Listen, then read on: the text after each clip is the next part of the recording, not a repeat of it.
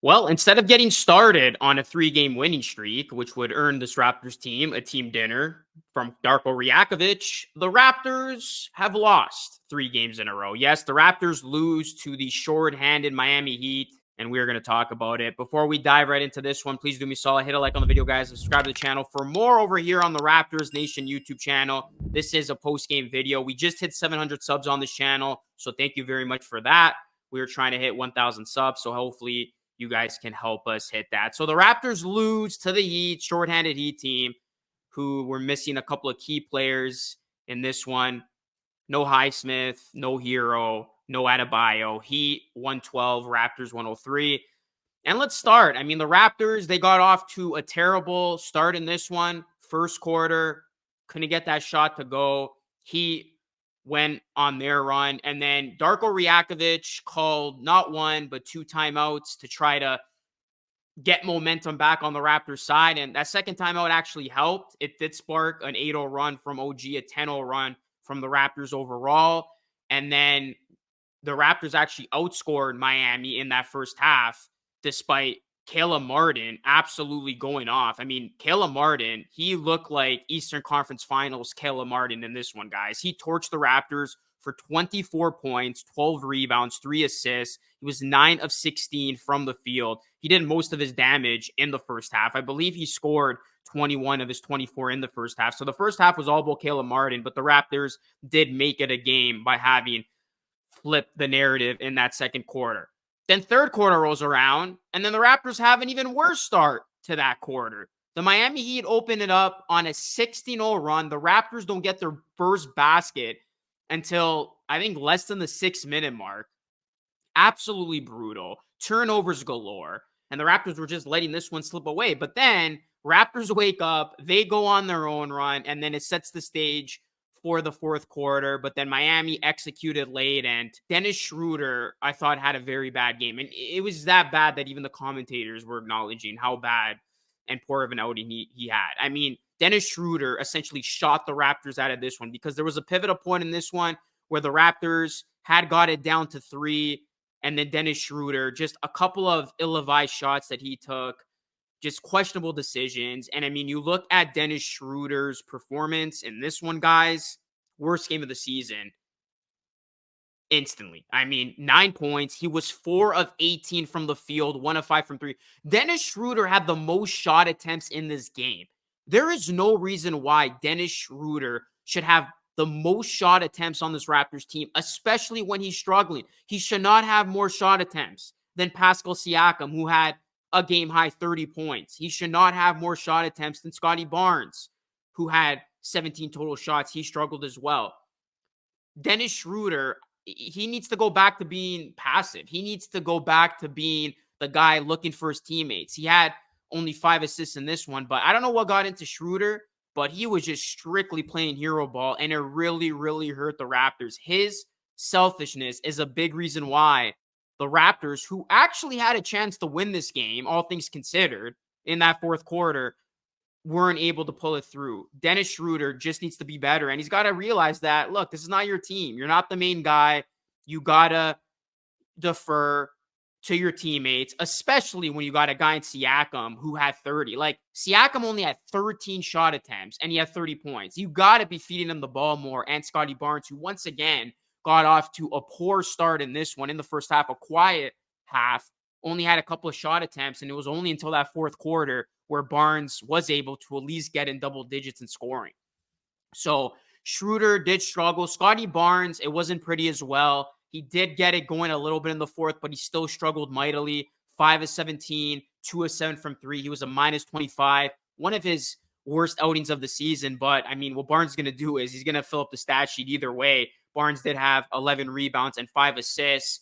OG was very good in this one. He was the reason why the Raptors hung around when the Heat got off to that great start. Like I mentioned, 23 points, 8 of 13, 5 of 10 from 3. So OG was one of the top Raptors. And then Pascal Siakam was the best Raptor in this one. 30 points. And, you know, it seemed like it was a quiet 30. He did get 11 of those 30 at the line. Siakam was 11 from the free throw line, which was good to see. A guy who has typically missed from the free throw line. It's like Siakam gets 30, the other team's missing key players, and you still are not able to win this game.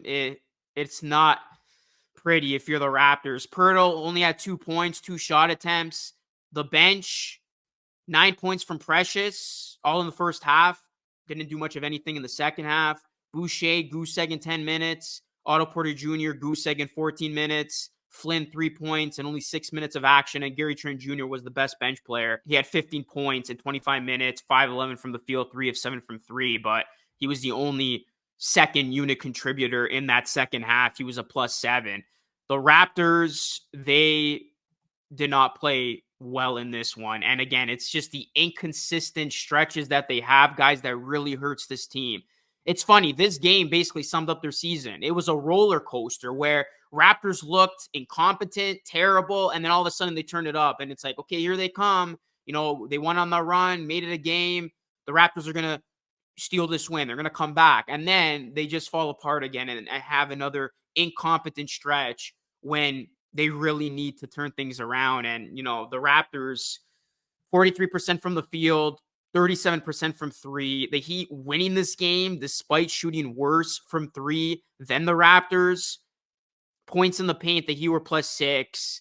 Turnovers really, really hurt the Raptors, though, in this one. Most of them coming in the third when the Heat went on that massive run. They had 14. Miami, one of the most disciplined teams in the NBA. They're one of the teams that have the least amount of turnovers per game in the association, only 7. So that was a huge, huge discrepancy. And then the Heat led by as many as 15. Raptors only had a 5-point lead at one point in this game. So, you know, it just came down to late game execution. Miami closing the door in that fourth. Like I said, Raptors not executing properly. Dennis Schroeder hurting them with a couple of his shot attempts there at the end. And then the Raptors having these bad spurts in these games that really just let Miami do whatever they want. So Miami, they win this game. Duncan Robinson came alive late. He had 21, hit a couple big shots late. Caleb Martin, like I said, most of his damage in the first half, he ended with 24. Jimmy Butler had a quiet 19. Robinson had 15 in place of Bam, starting for Bam. And then Kyle Lowry, I didn't even mention Kyle Lowry's return, but Kyle Lowry taking on his former team wasn't much of an X factor. He only had 3 points. He did say that he doesn't want to sign a one-day contract with the Raptors before he retires. And then the Heat bench, the takeaway from the bench, Jaime Jaquez Jr., man. I mean, this dude looks like a seasoned vet, and he looks like the steal of a draft. He was big with 15 points. But the Raptors, guys, I mean, it's not looking good at this point for them. This was a game that it should have been a scheduled win, had all these days to prepare, get well rested. We're at home. You're taking on the Heat, who are shorthanded. Heat not necessarily playing their best basketball of late. Couldn't take advantage of that. Now you're 3 games under 500. You've lost 3 in a row, 4 of your last 5.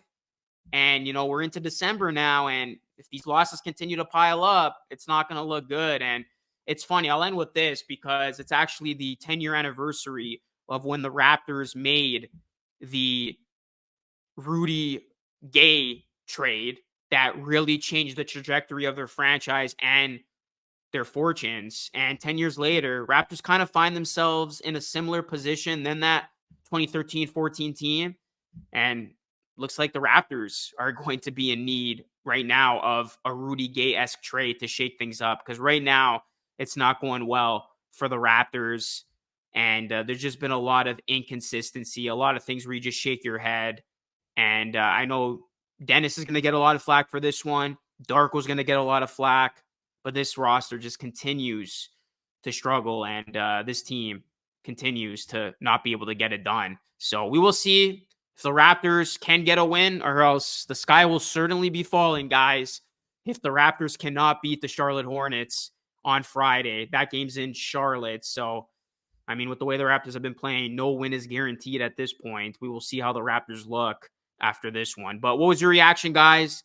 Are you concerned about this Raptors team?